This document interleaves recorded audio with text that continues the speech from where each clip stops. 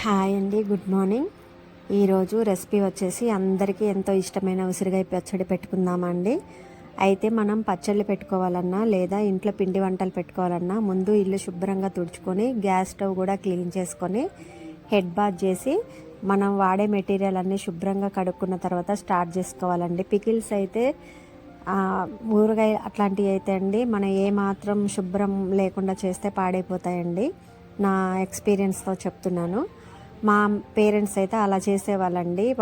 అదొక రకమైనటువంటి అంటే శుభ్రతలతోటి చేసేవాళ్ళు, నేను అలా చూశాను. ఇప్పుడు వచ్చేసి ఉసిరికాయలు వచ్చేసి కేజీ అండి. ఇవి మనం 3 బ్యాచెస్గా ఫ్రై చేసుకుందాం. ఆల్రెడీ మెంతులు ఒక 3 స్పూన్లు, ఆవాలు 5 స్పూన్లు దూరగా వేయించేసి మిక్సీ పట్టి పక్కన పెట్టుకున్నాను. అలాగే వెల్లిపాయలు కూడా 5 గడ్డలండి పొట్టు తీసి శుభ్రం చేసుకొని కచ్చాపచ్చాగా మిక్సీ పట్టి పక్కన పెట్టుకున్నాను.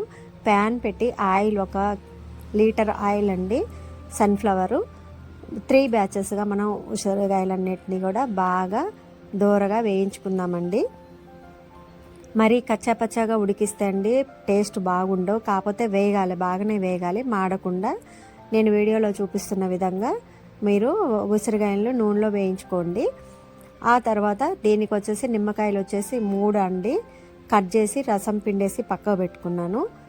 మనం ఆయిల్ ఇంకా ఎక్కువ వేసుకోవద్దండి, ఎందుకంటే స్టోర్ ఉన్న ఆయిల్ ఎక్కువగా వాడొద్దు, హెల్త్ ఇష్యూస్ వస్తాయి.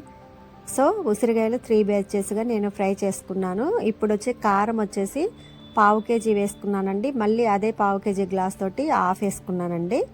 అలాగే సాల్ట్ వచ్చేసి సరిపడా వేసుకున్నాను, ఎక్కువ వేసుకోకండి. సాల్ట్ తక్కువైతే మనం కలుపుకోవచ్చు. అలాగే మెంతులు ఆవాలు కూడా మిక్సీ పట్టింది వేసుకున్నానండి. వెల్లిపాయలు కూడా కచ్చాపచ్చాగా మిక్సీ పట్టింది కూడా యాడ్ చేశాను. ఇప్పుడు నూనె చల్లారిన తర్వాతనే యాడ్ చేసుకుందామండి, వేడి మీద యాడ్ చేసుకోవద్దు. అలాగే నిమ్మకాయలు కూడా ఇది మొత్తం బాగా కలుపుకోవాలండి, పేస్ట్ అంతా కూడా. చేత్తో నేను అది వీడియో చూపించలేదు, ఎందుకంటే నేనే వీడియో తీసుకున్నా కాబట్టి. మీరు బాగా మొత్తం అన్నీ మనం వేసినటువంటి ఇంగ్రీడియంట్స్ అన్నీ కూడా బాగా కలిసేలాగా బాగా చేత్తో కలుపుకోండి.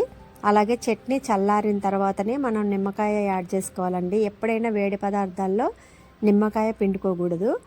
అందువల్ల మనం చట్నీ చల్లారిన తర్వాత 3 నిమ్మకాయలు రసం పిండేసి యాడ్ చేశానండి. అంతే, ఎంతో రుచికరమైనటువంటి ఉసిరికాయ నిల్వ పచ్చడి రెడీ అండి. నాకు చాలా అంటే చాలా బాగా పెట్టడం వచ్చండి. ఓన్లీ ఇది 1 కేజీనే పెట్టాను, మళ్ళీ పెడతానండి. Thanks for watching.